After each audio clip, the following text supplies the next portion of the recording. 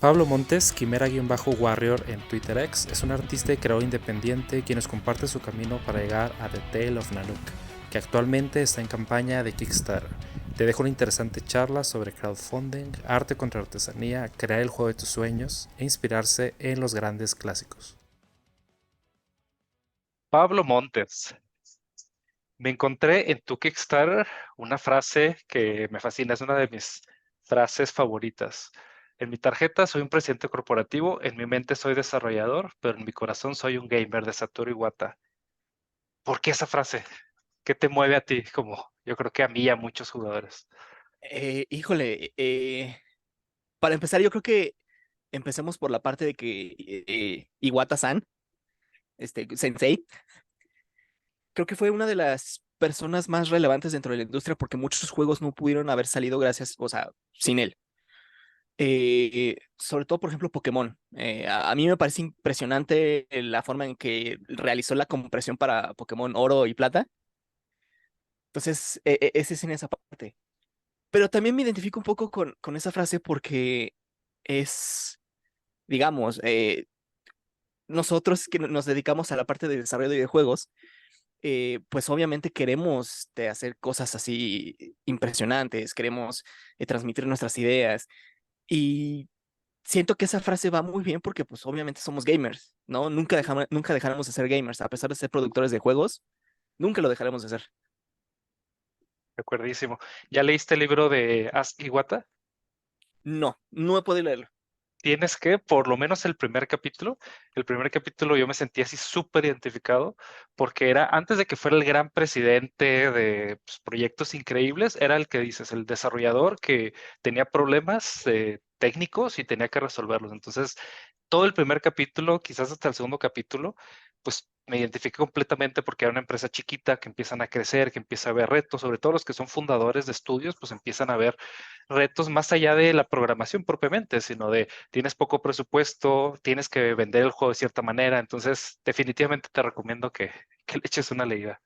Ya lo estoy agregando al carrito en Amazon, así que Buenísimo, ¿eh? Tanto la versión en español, yo leí la versión en inglés, está muy digerible, está muy fácil de entender y son puras anécdotas y al final, o sea, ya que se te sale la lágrima, la verdad hay un episodio en el podcast cuando fallece de pues cómo me movió en su momento esa historia, también cuando, por ejemplo, Gus Rodríguez, yo lo pudiera comparar, pues una persona que nos acompañó en la infancia, ¿no? Entonces, sí, pues mucho de la profesión de la industria se construye sobre pues personas increíblemente talentosas, pero más allá de eso, pues muy humanas que hacen esta profesión tan retadora, digámoslo así, pues lo llevan a, imagínate, los juegos llegaron a todo el mundo. Y bueno, el pretexto de platicar hoy contigo fue, la historia estuvo bien interesante a raíz de un post de Draco y entonces ya nos empezamos a contactar y resulta que ya habíamos charlado anteriormente y ya nos habías compartido en el grupo de WhatsApp de desarrolladores de videojuegos en México, pues varios juegos y pues traes una trayectoria bastante interesante. Quería contártelo aquí en la grabación y me gustaría que nos platicaras un poquito de quién es Pablo Montes y brevemente cómo llegaste hasta aquí, hasta este momento. Y ahorita vamos a platicar ya de el juego que está actualmente en campaña. pues primero, gracias por lo de la trayectoria interesante. Creo que son de esos comentarios que a uno le alegra, ¿no? Escuchar. ¿Y quién es Pablo Montes? Pues realmente Pablo Montes es desarrollador, director de Dog Biscuit Studios, pero algo que me gusta comentar siempre en esta clase como de entrevistas, o que me preguntan amigos, me preguntan que si estudié diseño de juegos y la verdad es que lo estoy estudiando por mi cuenta porque mi título como tal es de artista. Estudié una licenciatura en artes. Entonces, de ahí, dentro de la carrera de artes, uno aprende que sí hay una rama específica del arte digital que se conoce como game art, que son artistas que se dedican a hacer juegos para hacer como si fueran obras de arte, para demostrar un discurso, lo que conocemos como el choro del artista, ¿no? Eh, y a mí me llamó mucho la atención esa parte, porque la frase de Iwata fue excelente para mí esto, porque desde siempre me gustaron los juegos, e incluso cuando estaba en secundaria, antes de todo esto, ya empezaba con estos programitas como RPG Maker, hacer estas experimentaciones de juegos, empezar a crear mis propias historias. Y entonces digamos que desde ese entonces estoy arrastrando toda esta parte, ¿no? Hace unos días justamente estaba recordando que cuando era niño, eh, a mí, yo crecí con los juegos de Nintendo. De hecho, aquí tengo, por ejemplo, la almohada de Mega Man. Crecí con los juegos de Nintendo. Siempre he sido niño en Nintendo. Entonces, la mayoría de los juegos que me tocaron eran plataformas. Y yo me acuerdo que cuando era niño, yo tenía unos muñequitos, unos juguetes, eh, juguetes random. Y lo que hacía era como con cubitos, con lo que encontrara objetos, armar mis propios niveles, ¿no? Y según yo iba manejando al monito y me inventaba una musiquita en mi cabeza. Entonces, creo que desde siempre fue eso, ¿no? Entonces, desde siempre fue como que mis ganas de diseñar juegos. Y afortunadamente en la carrera vi esto, lo de Game Art, y dije, ¿por qué no? Y algo que detonó justamente el desarrollar juegos fue Undertale. Eso es una historia que me gusta porque estaba justamente saliendo de la carrera y estaba en esa crisis que todos tenemos de, no, es que ya voy a salir, ¿qué voy a hacer? Ya voy a dejar de ser estudiante, ¿qué va a ser de mí? Es esa crisis que tenemos todos, ¿no? Cuando salimos. Salió Undertale y chequé la historia de del creador y Toby dije, si él Fox. pudo, Toby Fox, exacto, que si él pudo hacerlo, yo también podría hacerlo, ¿no? O sea, podría hacerme un juego, o sea, ese juego cambió mi chip, ¿no? Entonces, ese es como que un poquito de la historia de cómo fue que me metí en este rollo de los juegos. Yo lo que tengo que decir es algo quizás un poco controvertido, pero así como Toby Fox se pone, bueno, construye sobre Mother, sobre Earthbound, tú construyes sobre Zelda, que veo que tus juegos están fuertemente inspirados por Zelda. Y no lo habías mencionado, mencionaste Mega Man, pero Zelda, ¿cómo ha impactado en tu vida para llegar aquí? Eh, eh, es que la mayoría de las franquicias de Nintendo como que fueron lo que me están impactando. Si hablamos, por ejemplo, de la campaña del juego que está ahorita, que si quieres ahorita lo hablamos, Va. está fuertemente inspirado en Zelda. Pero el juego anterior está inspirado no solamente en Zelda Link's Awakening, sino también está inspirado en Kirby y en Bomberman. Entonces también es como que esta mezcolanza de juegos que como que me inspiraron. Entonces, y si nos vamos como que a esa parte de Zelda, creo que todos en nuestro momento nos imaginamos estar en un mundo abierto, en aventuras y matar monstruos y tener una espada. Era parte como que esos juegos de los que yo tenía en mi infancia, ¿no? Me compré una espada y según yo mataba monstruitos.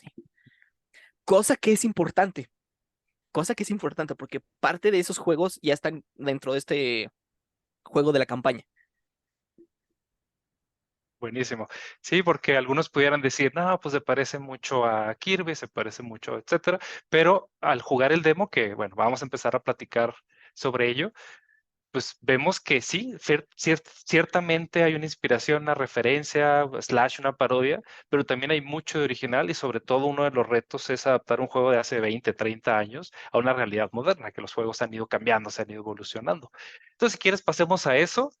¿Qué es The Tale of Nanook? The Tale of Nanook es un juego inspirado en Zelda, inspirado en las mecánicas de Zelda.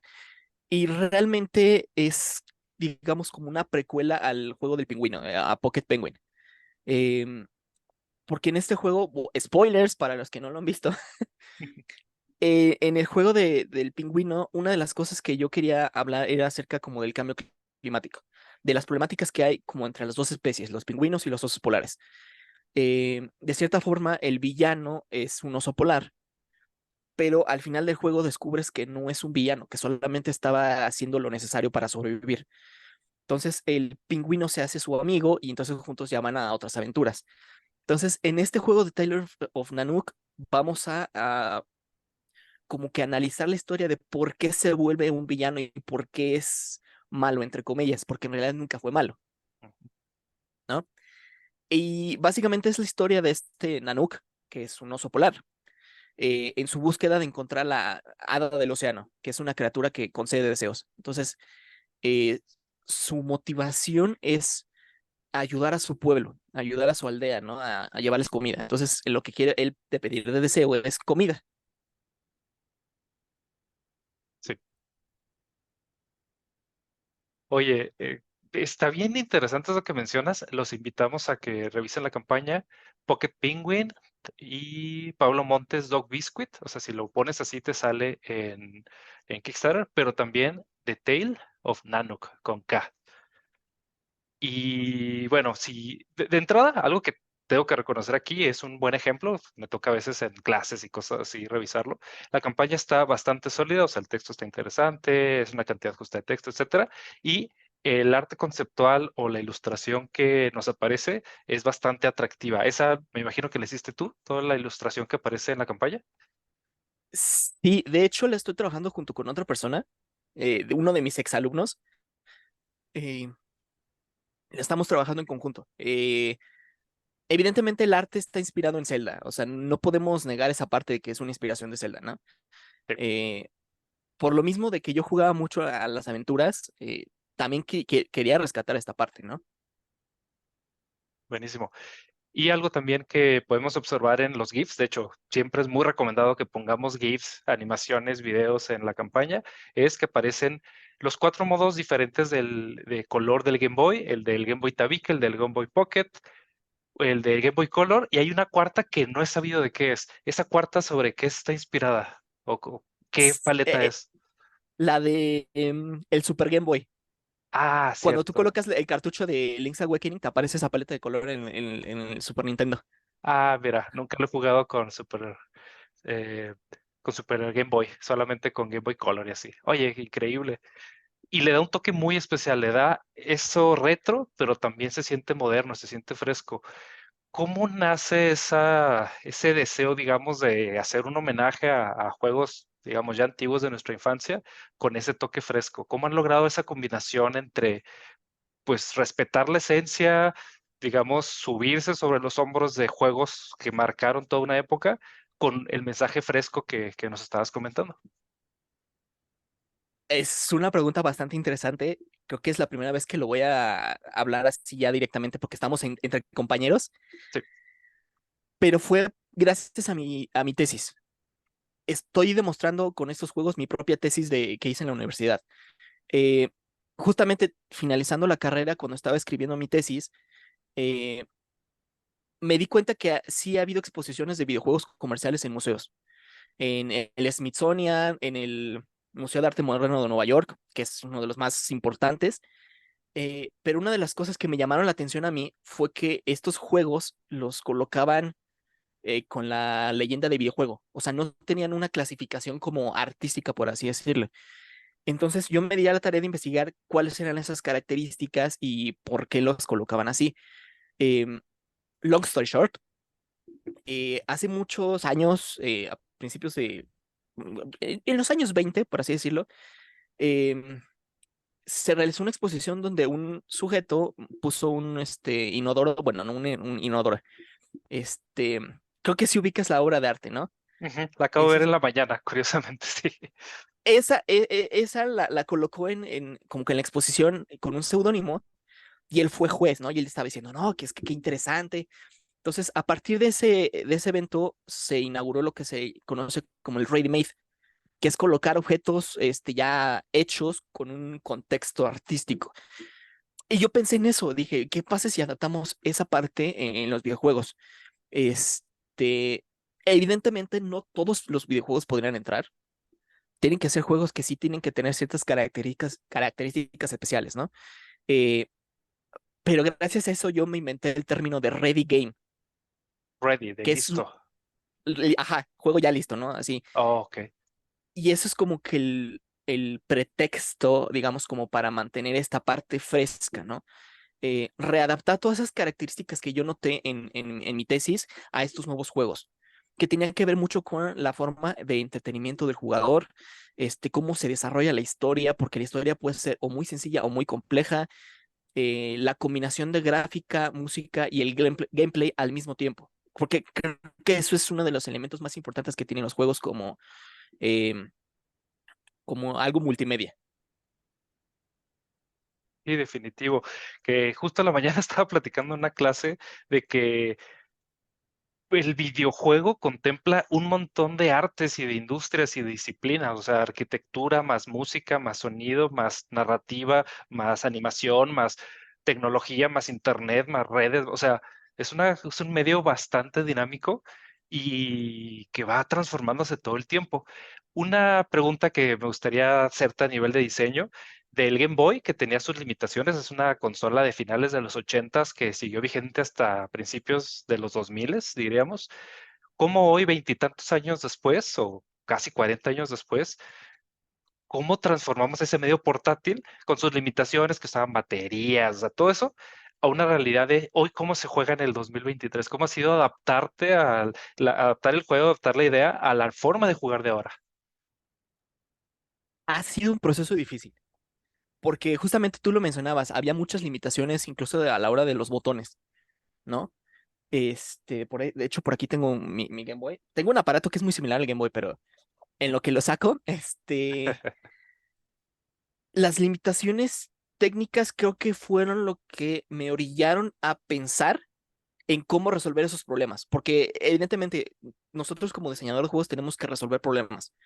Tenemos una situación, tenemos un problema, tenemos que ver la manera de cómo resolverlo.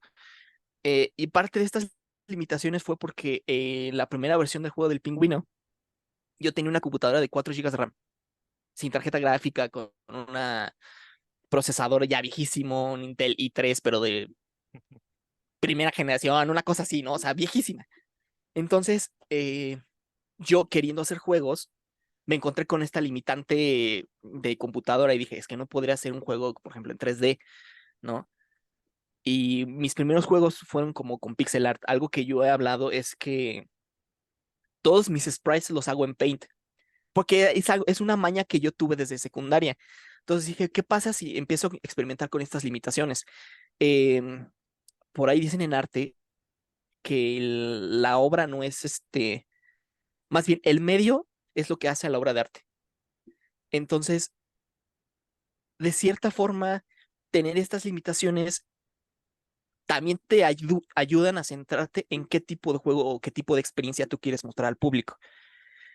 Porque si bien pensamos en las mecánicas 2023, tenemos un control ya más extenso, con más botones, más formas ¿cómo se llama? De experimentar con el usuario, más formas visuales de decirle al usuario, oye, aquí hay una señal, esto significa tal cosa, ¿no? Antes no lo había. Entonces, quitar todo eso y empezar como desde cero es algo que es como que se siente fresco. Pero en este nuevo juego de Nanook también quiero, o sea, retomar estas partes frescas, o sea, como hacer la combinación. Porque haciendo un post-mortem del juego del pingüino, evidentemente sí le hicieron falta muchas cosas. Pero era mi primer juego, ¿no? Al fin y al cabo es un proceso de aprender, o sea, de prueba y error, ¿no? La adaptación creo que es necesaria en ese sentido. Entonces, este es el aparatito que se llama Miyu Mini. Ah, Es buenísimo. como un Game Boy. Es hermoso. Entonces, pensando, ahorita como no tengo el Game Boy a la mano, pensando que solamente tenías estos botones en la consola original, era resolver todo con estas combinaciones de botones, ¿no? Entonces, pensar solamente en una dinámica sencilla de saltar, atacar. Entonces, así es como se resuelve, ¿no? Y al fin y al cabo, así es como se hizo Mario Bros, ¿no? Pensando en esas limitaciones técnicas de, bueno, si nuestro personaje salta, pues saltando tienes que matar a los enemigos, ¿no? Así fue como cuenta la leyenda que le hizo Shigeru Miyamoto. Es bien curioso, porque sí, ahora ya los controles de Switch, de Xbox, de Play, muchos de PC, ya son exactamente iguales. Ya tenemos 10 botones base, más dos palancas análogas, más un D-pad y todo es igual. De hecho, hasta me sorprendió que en su momento Switch se subió a esa ola y si bien ya ves que venía del Wii, Wii U, que era muy único, dijo, no, vamos a hacer un control estándar para que los porteos sean más fáciles, ¿no? Entonces sí ha cambiado mucho y justo en la mañana estaba también revisando, me gusta leer así cosas random y llegó a la paleta VGA de 256 colores de por qué decidieron eso. Entonces me tocó ver imágenes que no veía desde que era niño, de cómo tenían que hacer dithering para poder simular otros colores, etcétera. Entonces sí es como un gran debate que hay. Me acuerdo con Shovel Knight en uno de los postmortems que hicieron, que decían, oye, es que eso en realidad no correría con las paletas del NES. Y dice, sí, pero ya no tenemos un NES, ya no hay limitaciones tan fuertes. Tenemos que adaptarlo a pantalla 4:3, 16:9, HDMI, etcétera. Y está, está bastante curioso, ¿no? Sí, de hecho, bueno, la parte del dithering, que es una estrategia que usaban antes, sobre todo en todos los medios de publicidad antes, se tenía que hacer mucho dithering, justamente para evitar el uso de tantas tintas. Al fin y al cabo, estamos hablando de medios audiovisuales, en este caso visuales, son cosas que se van trasladando de un lugar a otro, como el teatro fue al cine, etcétera, etcétera, ¿no? Entonces, es solamente una readaptación de... Y traigo una pregunta técnica y una pregunta más del business. Vámonos primero, si quieres, con la técnica. Publicar para PC es relativamente sencillo. Necesitas una computadora con Windows o casi que también con sistemas operativos libres y puedes publicar para computadora. Sin embargo, para Switch es un proceso mucho más burocrático. Necesitas tomar cursos, necesitas comprar los CDKs, los Development Kits de Nintendo, etcétera. ¿Cómo ha sido ese proceso de brincar de, digamos, un desarrollador que tiene acceso a las herramientas que tiene todo a entrar al mundo de Nintendo? Ha sido un viaje muy largo. Debo de admitir que la mayoría del financiamiento para los juegos ha sido en bolsillo. Tuve que trabajar de Godín y de eso financiar. Pero la situación con Nintendo, a pesar de que sí tiene este estigma de que Nintendo es malvado y es una corporación malvada, ¿no? Realmente son muy accesibles las personas que trabajan en Nintendo. Basta con entrar a Google y cómo publicar en Nintendo y te aparecen ya las opciones, te aparecen las guías incluso de Nintendo para justamente acercarte con ellos. La cuestión es que sí tienen que pasar como una especie de proceso como de pitching a Nintendo para decir, ¿sabes qué? Tengo este juego, lo quiero publicar en Nintendo Switch y así es como voy a aprovechar el Nintendo Switch, ¿no? O sea, como dar unas ventajas acerca de por qué quieres usar Nintendo Switch. En el caso, por ejemplo, del juego del Pingüino fue sencillo porque es un juego que está inspirado en las consolas portátiles, el Switch es portátil, ¿no? Guiño, Hello. guiño. Exacto, guiño, guiño. Entonces, así fue. Realmente, ese es solamente el proceso, no es tan complicado. Es cosa de que hables honestamente de tu juego, que digas, ¿sabes qué? Tiene estas ventajas, tiene estas desventajas. eh, y usualmente, según las guías de Nintendo, se tardan aproximadamente 6 meses, una cosa así. Si tienes mucha suerte, como a mí me pasó, en 2 semanas te lo revisan. Mira, Entonces, a mí me lo revisaron en 2 semanas, pero el problema fue que no tenía el capital para comprar el kit de desarrollo. Eh, y eso sí fue ir ahorrando, ahorrando poco a poquito, hasta tener el dinero. Vámonos, ahora sí, ya es momento, ¿no? No es nada complicado. Es como comprar un Nintendo Switch normal. Y la cuestión del porteo, afortunadamente en Game Maker es muy fácil, porque ya tiene su módulo específico para poder hacer el port. El único problema es hacer que funcione, ¿no? Porque cosas que tenías programado que funcionaban en PC ya no sí, van a funcionar, ¿no? Por ejemplo, el uso de los controles, ¿no? De repente Nintendo me mandaba cada rato a revisión, a lot check se le llama. Oye, es que te faltó agregar esta parte, ¿no? Justamente lo que mencionábamos como de la accesibilidad ante los usuarios, a mí como que me rompió un poco la idea que tenía del juego del pingüino. Entonces, muchas veces te decían, oye, es que tienes que agregar, que se tiene que manejar con el D-pad, ¿no? Aquí. O incluso me dijeron, no, es que la palabra D-pad ya no va en los estándares modernos. Y es como de, pues si todo el mundo le llama así, ¿no? O sea, sí. entonces, son como que esas cositas que uno va aprendiendo, ¿no? Son interesantes porque tienes acercamiento con gente ya de Nintendo, ¿no? Y en la vida te podrías imaginar de, ay, estoy hablando con gente de Nintendo, wow, ¿no? Pero también son como que te dan como que esta retroalimentación. ¿Sabes qué? La estás regando en esta parte, agrégale algo visual, ¿no? Eh, No es tan complicado, te lo mandan por correo, el kit de desarrollo, tú solamente lo conectas a tu PC por un puerto USB y vámonos, ¿no? Así haces tú las pruebas técnicas. Entonces es divertido, sobre todo cuando te están presionando para que quede con los estándares. Por alguna razón me estaban diciendo, no, es que tu juego tiene que correr en 480p. Y yo pensando, oye, pero si ya nadie usa 480p, ¿no? O sea, si ya tienes el 720, ¿para qué lo quieres, no? Sí, sí, de acuerdo.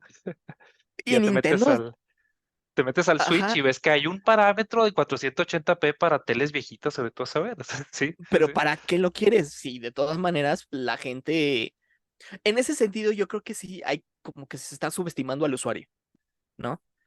Si yo tengo una consola portátil que corre en 720 y ¿para qué quiero conectarla a una resolución menor?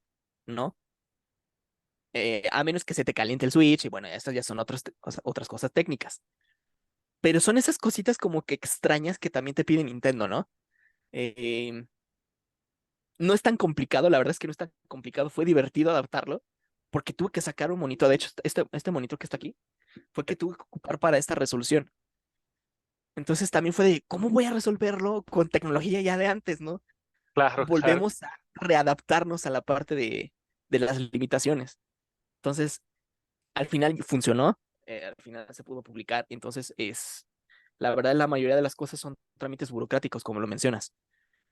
Son muy similares. De hecho, la verdad es que son muy similares. Te piden como que los mismos requisitos para que te puedan depositar tus ganancias, etcétera. O sea, es muy similar ya, es como muy estandarizado en la industria, afortunadamente. Sí, de acuerdísimo. Que es un brinco que muchos creadores independientes tienen, no quieren dar, por ejemplo, de registrarme, pagar impuestos, etcétera. Sin embargo, pues sí, a veces vale la pena dar ese brinco, invertir en los kits de desarrollo, invertir el tiempo, porque el porteo es un proceso que muchas veces no contemplamos desde el inicio. A nosotros nos pasó igual ir a las juntas con Xbox, ir a las juntas con Nintendo, tomar las capacitaciones, invertirle al DevKit y, por ejemplo, pues ponernos sobre la mesa y decir, oye, ¿para qué plataformas porteamos, no? ¿Cuáles son las ventajas? ¿Cuáles son las desventajas? Y valdría la pena más allá del aprendizaje, o sea, va a haber suficientes ganancias, etcétera, etcétera. Pero bueno, podemos platicar también ligeramente de ya la parte económica, que es que tenemos una campaña fondeada, la de Pocket Penguin, y estamos en Ujú. este momento, los invitamos a todos nuestros amigos, principalmente somos colegas de diseño, de desarrollo de juegos, pero igual la campaña se me hace bastante accesible, las recompensas me parecen que hacen mucho, mucho sentido, están bastante bien diseñadas. Y entonces lo que te quería preguntar es, por ejemplo, estoy viendo aquí en The Tale of Nanook, Digital version, alrededor de 200 pesos, $12. Y deja, veo aquí. Y la de Switch, double 500 pesos, es decir, alrededor de $29. ¿Cómo llegan ustedes como equipo a ahora sí que esos precios? Porque es un tema que veo mucho en clase, cómo ponerle precio a tu juego. Es un tema como muy sensible, pero también muy importante. Eh, es difícil la pregunta porque tenemos que pensar, yo como artista tengo que pensar también, digamos, como en el costo de materiales, por así decirlo, ¿no? El costo de cuánto me va a tomar el recuperar la inversión que hice, por ejemplo, del DevKit, ¿no? Afortunadamente ya se recuperó todo eso, bueno, pero tenemos que pensar en toda esa situación.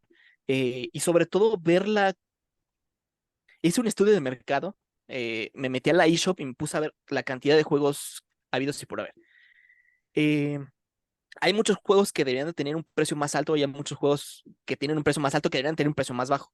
Se nota por la calidad, se nota por el empeño. Y creo que una de las cosas más importantes es también que no subestimes tu proyecto. O sea, si tu proyecto ves que hay gente que lo está apoyando, que lo está queriendo, que tiene alma, como me lo mencionaste en la conversación, creo que es importante también considerar que pues tienes que tener de cierta forma un sentido de recompensa.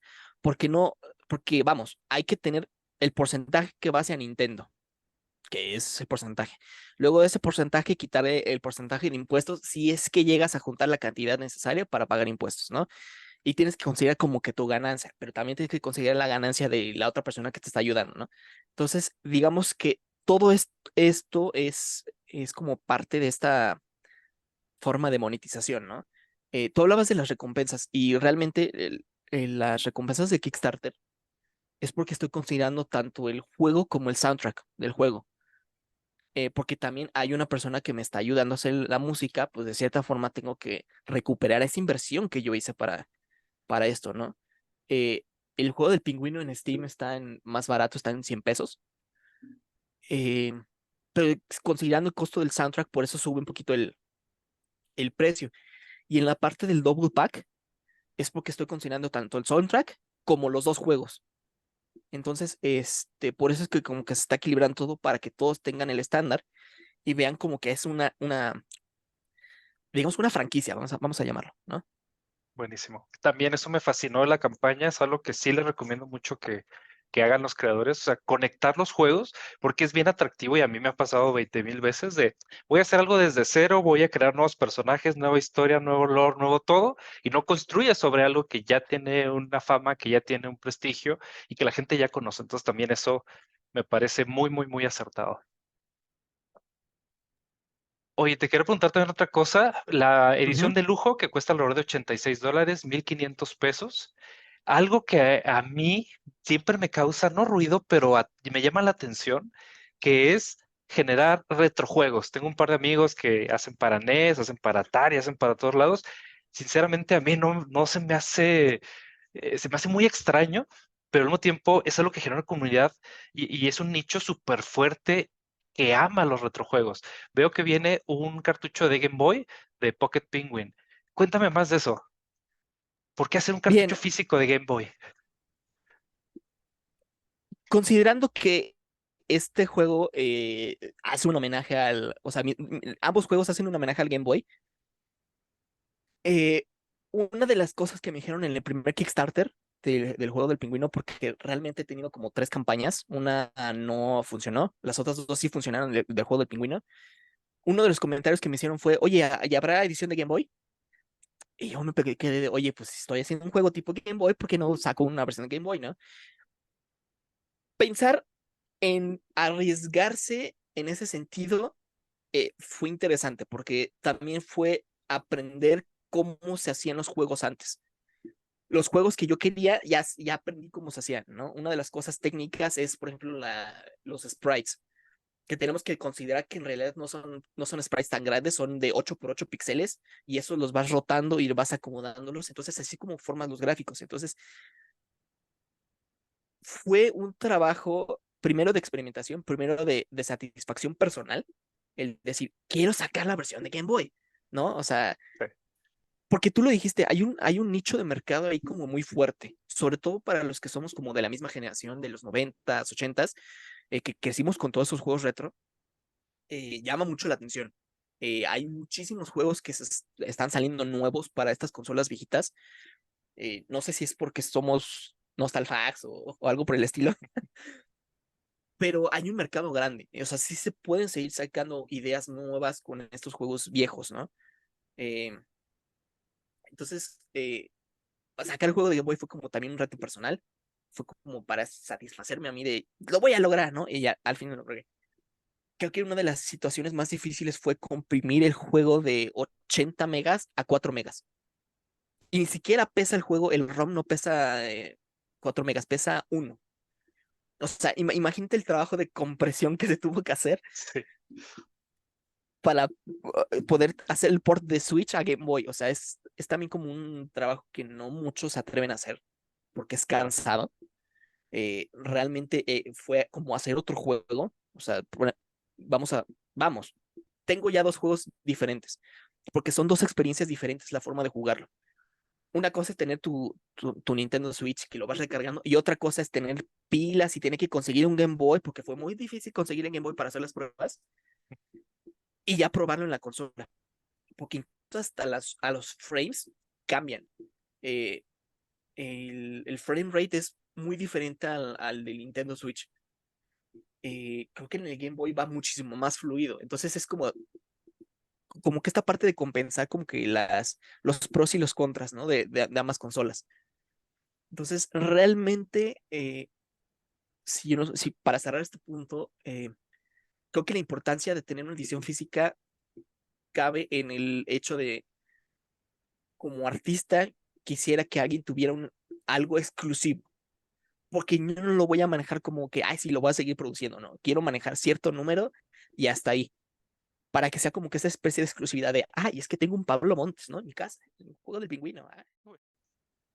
Y justo mencionaste algo que me llamó mucho la atención. Bueno, tú te consideras un artista y eso es un sentimiento bien emocionante, bien divertido, bien profundo.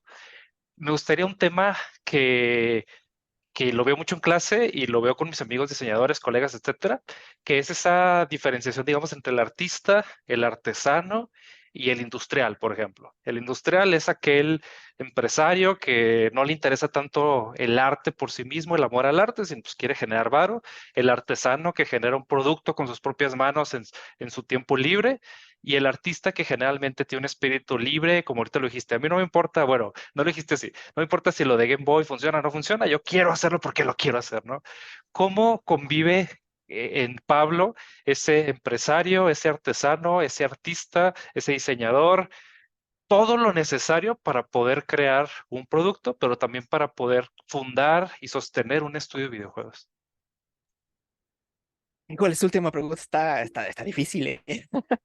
Eh, Creo que, como tú lo mencionas, la parte industrial es como los que están muy alejados. Son cosas que se trabajan constantemente. Hace aproximadamente, estamos en 2023, como 8 años, un poquito más.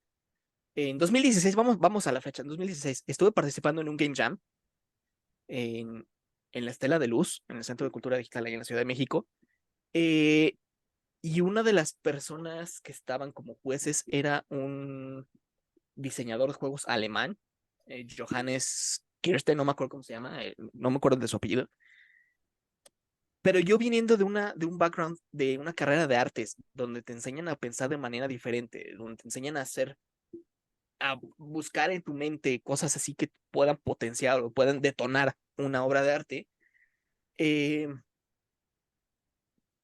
buscando como referencias o citas para mi trabajo de tesis, yo le pregunté a este Johannes qué opinaba de este Game Jam. Y él como ex desarrollador de Ubisoft me dijo, tienes que pensar que si lo que estamos haciendo es artesanía o arte. Porque una artesanía es algo que no tiene, o sea, que se vende constantemente, pero de cierta forma ya se vuelve algo industrial. Es algo que puedes replicar o sea, porque ya tienes como que lo puedes replicar fácilmente y que no tiene como que esta sensación, esta sensibilidad de querer transmitir una idea. Y esa es la diferencia entre arte y artesanía. El arte quiere transmitir algo, ya sea horror o desagrado o una cosa que te impacte tanto que digas, wow, qué obra de arte, ¿no? Y eso es mucho parte del arte moderno, que quiere transmitir ideas, que quiere transmitir un conocimiento a base de su obra de arte. Esa es la gran diferencia que hay entre la artesanía. Eh, de cierta forma, en los juegos, yo quiero transmitir esta idea, ¿no? De que los juegos son arte. Soy artista, puedo hacer obras de arte, puedo hacerlos a través de los videojuegos. Y es por eso que también, de cierta forma, es una desventaja, porque trato de ser demasiado perfeccionista. Es que tiene que sonar así como en Game Boy, ¿no? Tiene que tener estas limitaciones. Entonces también es una especie como de desventaja porque te limitas un montón, ¿no? Pero tienes la otra opción de experimentar y de querer transmitirle una sensación al jugador, ¿no? Eh, Era lo que te mencionaba de por qué ciertos juegos están en los museos y otros no. Eh, Porque esta forma como de tratar de experimentar, en el arte se le conoce como el aura, eh, que es, que es justamente como que esta sensación que te da cierto objeto, cierta, eh, vamos a decir, materia, eh, para que te pueda transmitir algo. Y muchos juegos lo tienen. Eh, por ejemplo, Undertale te trata de transmitir como que esta parte de las relaciones interpersonales, ¿no? Eh, Juegos más experimentales como Beef Ribbon, que es uno de los que uso como referencia, que es un juego de PlayStation. Es un juego que hasta la fecha seguiría vigente porque es un juego que utiliza los discos de música dentro del PlayStation para funcionar. O sea, lo que se hacía era, tú conectabas el juego, se cargaba en la memoria RAM del PlayStation, tú colocabas un CD de música y gracias a eso los niveles iban formando, ¿no? Con los ritmos. Entonces es algo que te vuela la cabeza porque estamos hablando de un juego de hace 25 años que podría seguir vigente. Entonces, son estas clases como de experimentaciones las que hacen la diferencia entre arte y artesanía. Si somos más específicos, la mayoría de los juegos que se hacen en industria son artesanías. Eh, Porque se tiende a pensar que son como productos. Que, ok, hay que pensar como productos, o sea, al fin y al cabo son productos, pero es de, los hacemos muy bonitos y los sacamos y vamos produciendo más y más y más. Siento yo que esa parte es algo de lo que yo me llevo de la carrera, que no quisiera terminar haciendo artesanías, que quiero que sean cosas que sean memorables, que quiero que les rememore algo. Y creo que eso podría responder la pregunta, ¿no? Y un tema complicado es cobrar por arte, ¿no? O sea, oye, no puedes tener acceso al juego hasta que me pagues 200 pesos, que suena frío, ¿no? Tú como, digamos, tu lado comercial, empresarial, no sé tú cómo te veas como fundador, ¿cómo medias entre esas dos cosas? Y te lo comento porque incluso hay un tema, no lo hemos mencionado y no es tu caso, sino que es algo que yo he visto con amigos donde dicen, es que yo cuando trabajo por dinero, cuando comercializo mi producto, siento que hasta prostituyo mi profesión. Entonces, ¿tú cómo lo has mediado? Pues hay que, o sea, hay que ser honestos. Primero, uno por necesidad, ¿no? Este, pero siento yo que no tiene nada de malo que tú vendas como tu profesión, porque al fin y al cabo para eso estudiaste. Em, Siento yo que eso podría ser como un tabú, porque incluso existe también el estigma, esa palabra lo está ocupando mucho. Existe el tabú de que los artistas son muertos de hambre, y la verdad es que no. En el mundo del arte se mueve muchísimo dinero si te sabes mover, ¿no? Si te centras solamente en, ay, quiero hacer pinturas para mí, pues no, o sea, ¿qué Sí, pasa ahí, no? Al fin y al cabo tenemos que pensar, los artistas tenemos que pensar también en cómo poder generar dinero a través de nuestras obras de arte. Porque sí, es muy bonito presentar una obra de arte en un museo y que la gente te aplauda, ajá, pero ¿y luego? ¿No? O sea, esa pregunta de ¿y luego? Es lo que al menos a mí me motiva, ¿no? O sea, si yo pudiera llevar ese y luego a todas las personas, creo que ahí radica el punto de en qué momento se puede empezar a comercializar el arte. sí, una pregunta que se me hace muy curiosa es, bueno, no una situación, son las obras póstumas. O sea, ya te moriste, tu obra genera ruido, pero pues ya no puedes vivir ese proceso, ¿no? Ya no disfrutaste los beneficios. Tal vez tus hijos, de cierta manera, pero sí como que hay obras en vida y ya está bien, si te moriste y te pusieron una estatua y algo, pues qué bien, ¿no? Pero durante tu vida como artista, pues finalmente es una vida profesional, es un camino profesional que se construye día a día, ¿no? Bueno, yo así lo veo. Sí, sí, no. Tenemos que pensar en los artistas clásicos. Los pintores clásicos no se consideran artistas, o sea, se consideraban productores de imagen, hasta ahí, ¿no? Por algo los reyes les pagaban, la gente de la nobleza, los burgueses les pagaban a los artistas, ¿no? Ahora lo consideramos arte porque, ay, no, es que qué bonito, qué trazos más padres. Y quizás, no sé, Van Gogh se considera un mendigo fulano X y ahorita ya lo veneramos, ¿no? Siento yo que tiene que ver mucho también con la parte de cómo se mueven esas obras de arte, porque seguramente hubo muchos artistas mejores que Van Gogh, pero quedaron olvidados en la historia. Y como el reto del Renacimiento o pintores, bueno, clásicos, los cuales tenían que incluir al cardenal que financió la obra en la imagen, ¿no? Entonces, sí, también todo el tema de patrocinios, el tema de recursos, el tema de tener que pagar, o uno doloroso, ¿no? El tema de los impuestos. Cada vez que, por ejemplo, mi esposa trabaja en una asociación civil o en el estudio, etcétera, de, oye, es que ¿por qué tengo que pagarle 30% de mis ingresos al gobierno? Pues le digo, pues por vivir en México, ¿no? Por ejemplo. Es todo un tema. O también a veces, digo, no es el caso y no lo hemos platicado, es que el gobierno debería apoyar a la creación artística, el gobierno debería cobrar menos impuestos. Entonces ya es como un factor externo que no queríamos, pero finalmente metemos política a la creación de videojuegos, ¿no? Es complicado. Al fin y al cabo hay que pensar como que es un producto y se mueve dinero. O sea, tampoco podríamos, y es un producto que está regulado. O sea, tenemos que pensar en esa parte. O sea, está regulado por las leyes internacionales, se mueve mucho dinero a través de eso. Obviamente el gobierno tiene que sacar algo de ventaja, ¿no? Eh, Curiosamente, y eso, hay una forma aquí en México de pagar impuestos a través de obras de arte. Entonces, Es, es una forma muy curiosa de cómo evadir los impuestos, pero no vamos a hablar de ese tema aquí. Entonces, Muy bien. Y bueno, vamos pasando a temas más alegres, que sería, ¿cómo te has sentido en el transcurso de la campaña? Quedan al momento 13 días. La campaña va acercándose al 50%. De todo corazón te deseo que se cumpla la campaña, que se logren todos los propósitos del fondeo y que sea la siguiente de muchas campañas más por llegar. En este momento, si tuviera que tomarte una fotografía y platicamos si quieres en un post-mortem después, en este momento, ¿qué emociones pasan por tu cabeza y por tu corazón relacionado con la campaña actual?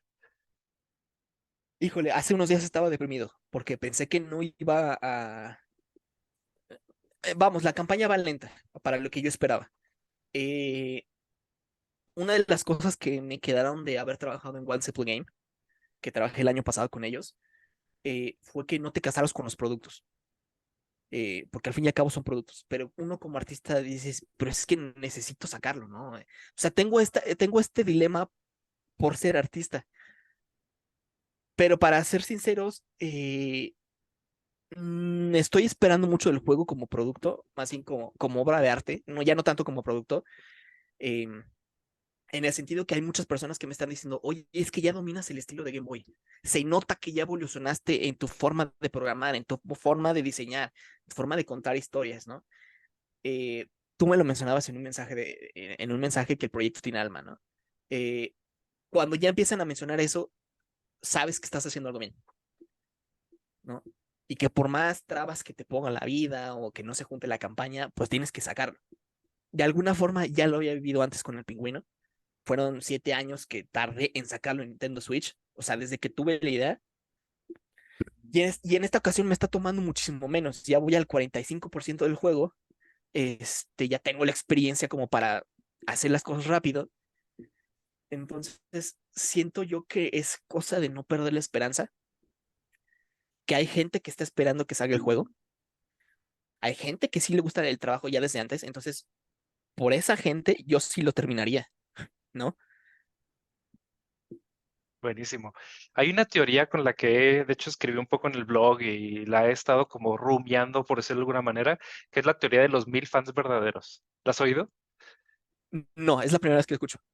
1000 fan verdaderos se refiere a que no importa tu profesión, no importa tu actividad, eres cantante, compositor, creador de juegos, cualquier disciplina creativa, artística, etcétera, es que si logras tener 100 personas que casi que sin importar nada, cada vez que saques un disco, cada vez que saques un videojuego, perdón, 1000 personas, esas 1000 personas van a pagar, voy a decir algo, $50, por decir un número, y entonces eso te va a permitir continuamente vivir como artista independiente.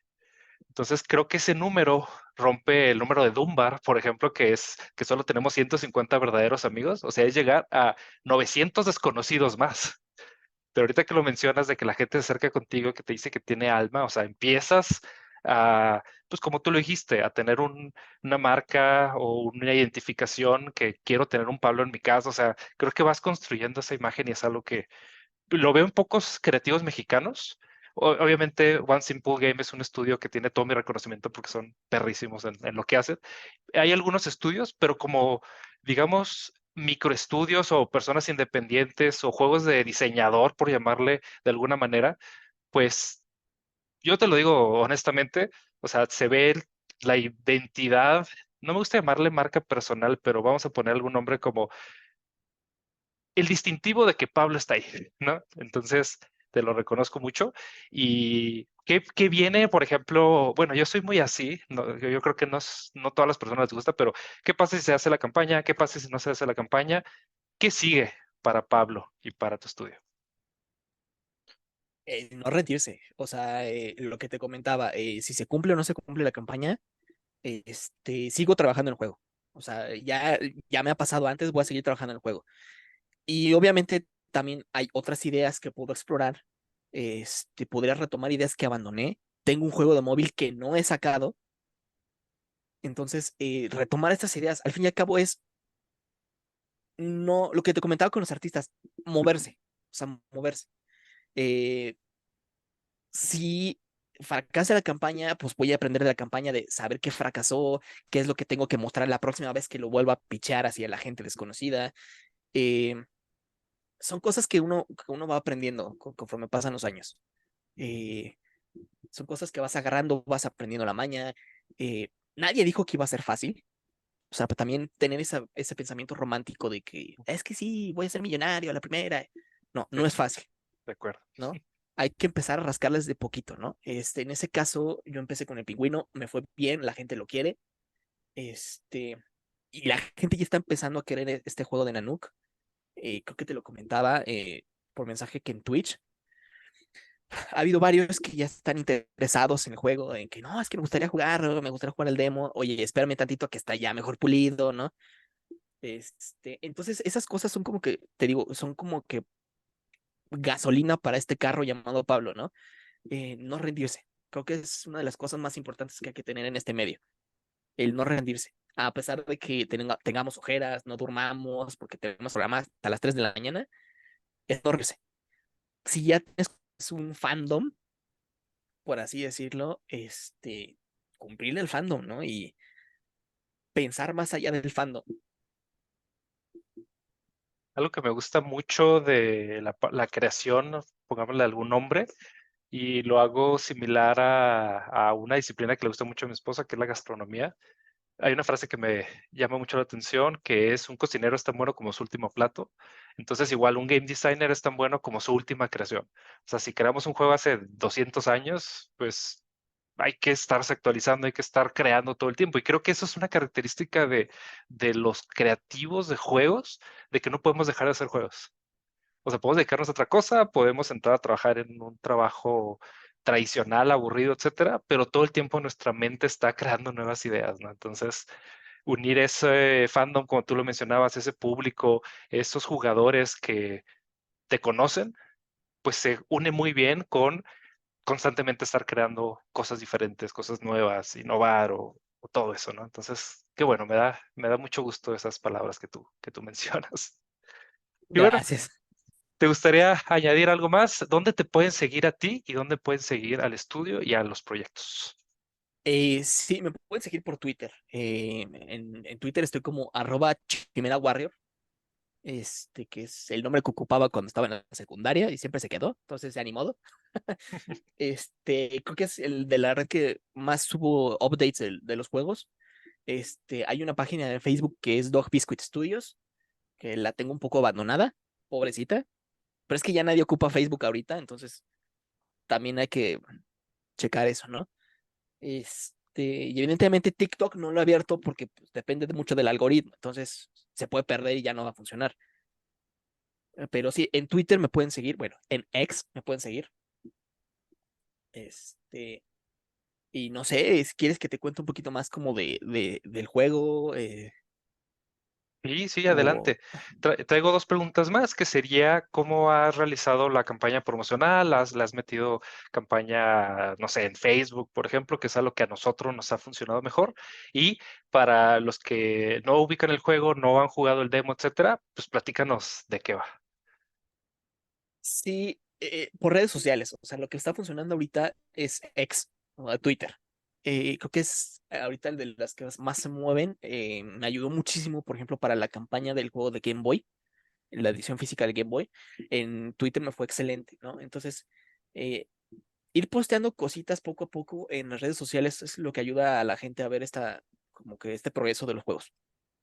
Si bien pues, hay que abandonarla de vez en cuando, porque somos un grupo chiquito, creo que las redes sociales, ¿no? Apartar un dinerito para promocionarlo así como publicidad y vámonos, ¿no? Así es como funciona. Y en cuanto al juego, ya había mencionado que este es la historia de Nanook para que quisiera encontrar la hada del océano. Eh, Más que nada la forma en la que es un juego de exploración. Quiero que se tenga esa sensación de open world, pero lo estoy definiendo como un semi-open world. Es decir, puedes explorar todo el mundo, pero hay ciertas cositas que tienes que hacer obligatoriamente para que se te desbloqueen otras dos opciones. Claro. Eh, y eso lo observé y lo chequé justamente en los análisis que tenía un canal de YouTube que se llama Game Maker Toolkit. justamente de los juegos de Zelda, que tienen varias como que ramificaciones de opciones. Entonces, darle esta oportunidad al jugador de, bueno, ya desbloqueé el calabozo 1, ya puedo acceder al calabozo 2, 3 y 4. ¿A cuál me voy, no? Pues puedo ir al calabozo 2, ¿no? Y tener que explorar todo el mapa para saber que hay que encontrar todas esas cositas. Entonces, una de las cosas que estoy manejando en la campaña es que en cada isla hay una cosa que encontrar. Porque el juego está inspirado en Wind Waker, es como una especie de remake de Wind Waker, donde vas explorando islas y en cada isla puedes encontrar un cofre y hay 50 rupias, ¿no? Y bueno, ya ni modo. O un corazón o cosas de ese estilo. Entonces, tenerlas esa sensación de que en cada lugar que vayas encuentras algo nuevo, creo que es como que parte del alma que tiene que tener este juego. Si bien, como te mencionaba, es como semi-open world, este, es una de las cosas características que tienen los juegos open world. A cada lugar que vayas hay algo que encontrar. En el caso, por ejemplo, del Zelda Tears of the Kingdom, creo que es el juego perfecto para la gente neurodivergente, porque hay cosas que hacer en todos lados. Tienes un objetivo específico, pero te distrae un cofre que ves ahí, bueno, voy al cofre, ¿no? Entonces, esa sensación es como que una sensación de aventura. Eh, Trasladarlo a un juego como de hace 30 años es difícil porque tenemos que pensar en estas limitaciones, ¿no? Sin embargo, es posible. La única, bueno, la cosa es que, por ejemplo, para este juego de Nanook, sí me estoy saliendo un poquito de las limitaciones, porque los juegos de Zelda manejaban escenarios. Si pensamos en términos de píxeles, un cuadrito de escenario es de 160 por 128 píxeles. Y eso lo multiplicas en cuadrantes de 16 por 16, que te dan el tamaño completo. Este juego es el doble. O sea, es de 32 por 32. O sea, es un mapa enorme. Y se siente que es un mapa enorme justamente porque es un juego como de océano. Entonces, no podrías tener un juego de océano chiquito porque pues, no tendrías la sensación de libertad, de explorar, de. Como esa sensación. Bueno, tú lo acabas de decir, ¿no? Así como de. Sí, tienes razón. Entonces, muchas de las cosas, y eso que te lo comenté al principio, que estoy tomando en este proyecto, son cosas que yo tenía de niño. Hay escenarios que soñé cuando era niño. Y no es broma, hay dos escenarios importantes que los saqué de sueños. Y eso es un trabajo creativo que tomé incluso en el juego del pingüino. Porque estoy tan obsesionado como artista en resolver los proyectos que en sueños tengo que resolver el proyecto. Y afortunadamente me acuerdo del proyecto y esto lo voy a hacer así y funciona. Entonces, así como le pasó a Shigeru Miyamoto, creo que estoy inspirado en estas experiencias que yo tuve de niño, en estos juegos de niño que yo tenía, en estos sueños que yo tenía de niño, porque de niño yo sonaba con un juego de Zelda que no existía, pero soñaba con las pantallitas y los gráficos y un juego de Game Boy tal cual. Eso ya lo estoy transportando a este juego. Entonces, como de, por fin existe, fue como si estuviera viendo el futuro, ¿no? Eh, entonces, es un trabajo creativo bastante diferente, sobre todo porque, te digo, dependo mucho de las ideas en sueños, ¿no? De a ver qué funciona, qué no funciona. Eh, Ayer estaba soñando con pixeles, entonces también ya es estar muy, muy clavado en esto, ¿no? Me Pero llama es un como una de las chorro. formas. Nada más te quería decir de que me llama mucho la atención porque estaba en mi lista de videos por ver, uno de leyendas y videojuegos que dice, el juego de tus sueños no es posible, pero tú no estás diciendo todo lo contrario, o sea, sí es posible, sí, obviamente hay que ver todo el factor económico y tiempo y costos, etcétera, pero estás metiendo, o sea, yo lo llamaría como un juego de autor finalmente. Son tus sueños más los sueños de todos tus colaboradores metidos en un producto que a la gente le gusta. Entonces, creo que sí es posible entonces hacer el juego de tus sueños, ¿no? Sí, esto yo creo que tiene mucho que ver con la parte de que soy artista. O sea, de que estudié una carrera de artes. Porque te decía, al fin y al cabo me entrené en esa parte de artes. O sea, ver estas opciones de dónde puedo sacar material creativo para realizarlo es creo que uno de los ejercicios más fuertes que tengo para desarrollar los juegos. Tú lo acabas de mencionar, son como juegos de autor, o sea, es como una obra de arte. O sea, si pensamos en el cine de autor, es exactamente lo mismo, solamente que enfocado en juegos. Y sí es posible venderlos, o sea, sí es posible generar ingresos, lo estoy viendo. Entonces, sí es interesante pensar en esta parte del el juego de tus sueños. Una de las sueños más recurrentes que yo tengo, o sea, sueños tal cual, es que estoy en un arcade y estoy viendo juegos así que no existen. Entonces, y estoy con mis fichitas y metiendo pesitos. Ahí voy a jugar este juego, ¿no? No sé si es porque de niño yo iba a los arcades en los noventas, este, pero son como que esos ejercicios creativos, o sea, puedo sacar ideas de ahí. No sé si me está hablando a alguien en otra dimensión o estoy loco definitivamente, pero funcionan, o sea, sí es posible hacerlo. Nada más es cosa de que te entrenes para poder comprender esta parte, porque si no lo comprendes, pues también te puedes perder en el proceso. Claro, o yo veo, digo, sin atacar a nadie, pero un par de amigos así de que sueñan, sueñan, sueñas, pero nunca aterrizan en la realidad su sueño, nunca lo convierten en un producto tangible, como lo dijimos, en un medio que otras personas puedan disfrutar. Entonces, pues aquí veo el cierre del círculo. Soñar de niño, yo creo que todos los que escuchamos este contenido hemos soñado, hemos bocetado en un cuaderno, pero quizás poco nos atrevemos a programar, a crear los píxeles y hablar con Nintendo y hacer todo lo necesario para que llegue a las manos de otros jugadores, que creo que es donde muchos no cerramos el círculo y se queda una gran intención, un gran potencial de producto, pues no se cierra en algo que pueda disfrutar el público. Sí, definitivamente. Creo que siento que es una de las cuestiones que hay que checar en la industria. También esta parte de ideas abandonadas que tuvimos de niño, o sea, retomar más que retomar todo esto, el por qué quisimos ser desarrolladores de juegos. Creo que esa es la pregunta fundamental que todos deberíamos de tener. Y creo que la respuesta sería, pues es que de niño jugué tal juego y me impactó, ¿no?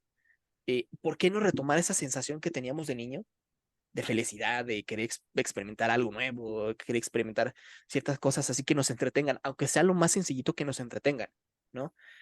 Siento que esa filosofía es algo que sí se tiene que checar en la industria, eh, no solamente a nivel como tanto personal, sino también como para ver la parte como de producto, porque hay muchas personas que tienen la misma sensación, ¿no? Cuando experimentan un juego, que dicen, wow, es que está increíble, me recuerda cuando era niño. Me llegó a pasar hace unos meses que estuve en Talentland, en Guadalajara.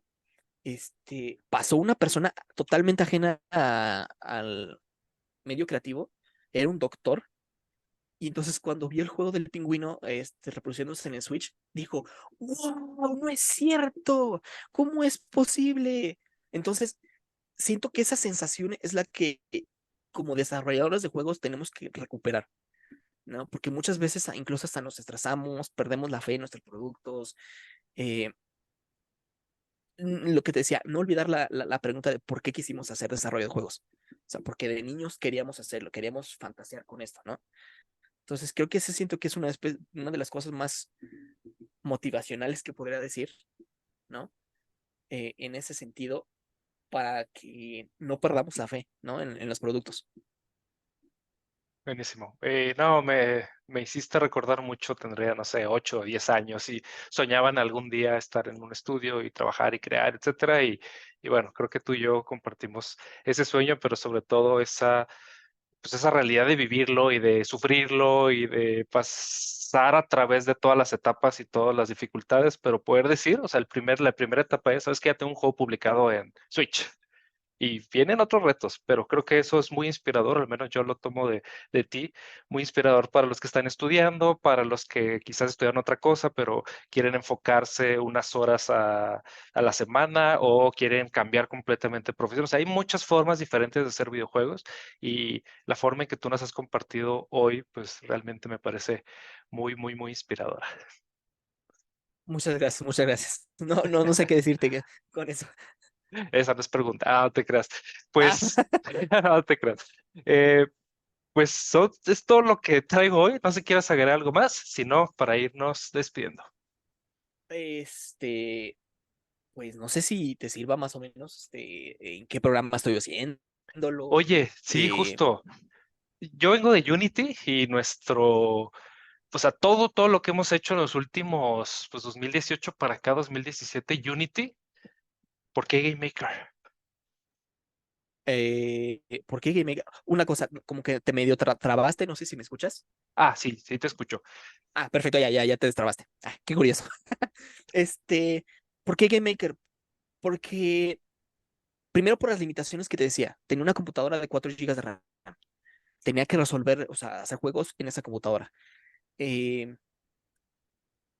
Game Maker lo siento como uno de los engines más fáciles para hacer juegos 2D. Si bien podría pasarme a Unreal o Unity o Godot incluso, Game Maker ya tiene todas las facilidades para poder hacerlo en 2D. Y tiene un lenguaje tan sencillo como decir, si quiero esto, tienes que hacer esto, ¿no? O sea, no tanto meterte ya como que en los procesos que maneja Unity como en C Sharp y demás, ¿no? Tiene un lenguaje muy sencillo de programación. Entonces, ese lenguaje sencillo te ayuda más o menos a organizar y te ayuda también a pasarte a otros motores, porque encuentras que las funciones son muy similares, con otra nomenclatura, pero son muy similares. Entonces, bueno, es más fácil comprender este proceso. Es como una curva de aprendizaje. Entonces, es por eso que lo dicen Game Maker. Sí, es por eso. Buenísimo. Sí, porque es una decisión súper importante. O sea, me voy a Unreal, me voy a Unity, que es, por ejemplo, en la universidad donde me invitan a dar clase, pues solamente se usa Unity. Y yo sí les digo, pues ahorita que hubo todo el escándalo relacionado con Unity, pues prueba Godot, prueba cualquier otra plataforma, Lua, cosas basadas en Lua, porque al final pues la mejor herramienta es la que se domina y por eso hemos tenido varios juegos mexicanos destacados con Game Maker, por ejemplo, o hasta cosas muy hipsters. Pero sí, es un buen punto, lo comparto mucho.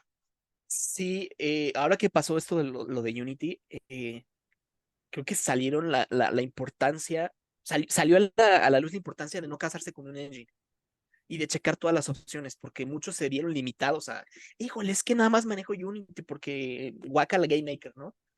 Entonces, siento mucho que también es no casarse con los engines, o sea, al fin y al cabo son herramientas. Si está en tu capacidad aprender la herramienta, vamos, el carpintero no es carpintero porque sí, ¿no? Tiene que usar sus herramientas y así es como hace los muebles, ¿no? Entonces, es lo mismo, son herramientas, simplemente. Creo que explorar otras herramientas no te va a hacer menos, ¿no? No te va a decir, ay, guácala, ¿no? O sea, es un pensamiento muy tonto el estar así, ¿no? Hacerle feo a otros engines. Sobre todo si quieres tener proyectos más ambiciosos, más grandes, pues sí es necesario pasar otros engines, ¿no? Explorar. Eh, y una de las cosas también que es más fácil de Game Maker, y eso no te lo comenté ahorita, es la parte de los ports. O sea, los módulos ya son más fáciles, ya te lo hacen como que más automático los ports. Entonces, ya te trae incluso esto técnicamente no se los podría contar, pero en el caso de Switch ya te trae incluso los códigos de programación para meterlos, para manejar los Joy-Cons, por ejemplo, ¿no? Los motores de los Joy-Cons, los acelerómetros, o sea, te los traen. Entonces es como más fácil la herramienta para poder comprender el proceso como del porteo. Y así si te quieres pasar a otro motor. Entonces es una de las ventajas que tiene Game Maker. Buenísimo. Entonces, ¿tú se lo recomendarías, por ejemplo, a alguien que va empezando, a algún estudiante, a algún aficionado? O sea, definitivamente sí, Game Maker. Yo se lo recomendaría a las personas que tienen ciertas ideas que se pueden realizar con Game Maker. Si estás empezando, yo te recomendaría otros engines, más sencillitos como Scratch, para que puedas empezar como a tener esta lógica de programación. Eh, pero sí se los recomendaría dependiendo del tipo de producto que quieras sacar. Esa es la mejor respuesta que puedo dar. Buenísimo. Muy bien. Y algo que me gustaría preguntarte, ya para ir cerrando en mi lado, ¿cómo es un día de la producción del juego? O sea, empiezo haciendo sprites y después los voy metiendo al motor y después juego un poquito con diseño de niveles y después pruebo alguna otra cosa. ¿Cómo sería ese pipeline o ese proceso? en un día común, digamos? Es buena pregunta. Justo se lo comentaba ayer a otros chicos que estaba hablando en la noche. Como artista es muy complicado, porque como no estudié tal cual desarrollo de juegos, no tengo un documento de diseño en el cual basarme. Es más como de experimentación, ok, vamos a probar si esto funciona. ¿Funciona o no funciona? Vamos a hacer la prueba con otras personas. Oye, fulano, ¿te sirve esto? Ah, sí, sí, me sirve. Perfecto, ya lo incorporas. Realmente la producción depende de las necesidades y de cómo vaya avanzando. Porque, y esto lo aprendí con el juego del pingüino, eh, lo primero que se tiene que tener son las mecánicas. Si las mecánicas funcionan bien, ya de ahí puedo empezar como a hacerlo por bloques. Es como armar Legos. Entonces así es como voy armando los niveles por Legos. Realmente depende como que de las necesidades que tenga en el día. De hecho, aquí tengo un post-it todo rayado. Es un post-it, o sea, me pongo post-its así de pendientes. Falta programar esto, necesitas corregir este error, ¿no? Necesitas corregir las colisiones. Lo que te comentaba son cosas de, primero arreglo esta situación antes de avanzar a algo más, porque si hago todos los niveles y de repente las colisiones no funcionan, tengo que reescribir los niveles, tengo que reescribir esto. Entonces, eh, una de las cosas que más me sirvieron es hacer las mecánicas. Los assets son después, o sea, eso ni te preocupes. O sea, podría yo ocupar los de Zelda, nada más como como tenerlo como mock-up, y así, bueno, ya funcionan las mecánicas, ya son iguales, hay que hacer un trabajo de maquillaje. Los sprites, fíjate que sí es importante porque sí estoy ocupando un asset que se puede comprar en itch.io. Es un paquete de gráficos tipo Zelda Game Boy. Se están reestructurando las gráficas porque sí eran muy similares, muy, muy similares a Zelda. O sea, no son. Ya los comprobé en los pixeles. Estuve comprobando los pixeles, pero como que sí el autor dijo, no, es que sí se ve muy Zelda, ¿no? Tengo que medio cambiarlos. Entonces, lo que yo hago o lo que yo hice fue comprar esos assets, ocuparlos como para hacer todo el blocking de los niveles eh, y medio editarlos para que no haya problemas legales. Entonces, que definitivamente no iba a haber problemas porque no son los mismos gráficos. Son muy similares, pero no son los mismos. Eh, Así es como es el día. O sea, el día a día es nada más la necesidad del día, que es qué falta a programar esto. Ya está, puedo avanzar a diseñar el nivel. Ok, ahora ya que tengo corregido todo lo de las colisiones y toda la programación, ya puedo diseñar niveles. Es como Legos, ¿no? Pruebo esto, no funciona, prueba esto, no funciona, vámonos. Así es como aprendí a programar yo. Oye, buenísimo. Desafortunadamente se nos acaba el tiempo, tenemos que irnos a otras cosas, pero ¿qué te parece si en unas semanas más seguimos platicando? Porque pues, apenas estamos en la parte de arriba del iceberg de todo lo que será la producción. Por supuesto, encantadísimo. Bueno, los invitamos a que sigan la campaña, que estén muy pendientes, a que hagan su aporte para una de las valiosas y muy interesantes recompensas y sobre todo seguir la carrera de este joven talento mexicano que apenas Gracias, empieza gracias. una muy interesante historia. Muchas gracias por estar aquí hoy con nosotros. No, pues muchísimas gracias por la invitación, Manuel. Estamos, en contacto. Bueno, muchas gracias por llegar hasta este punto y nos vemos pronto.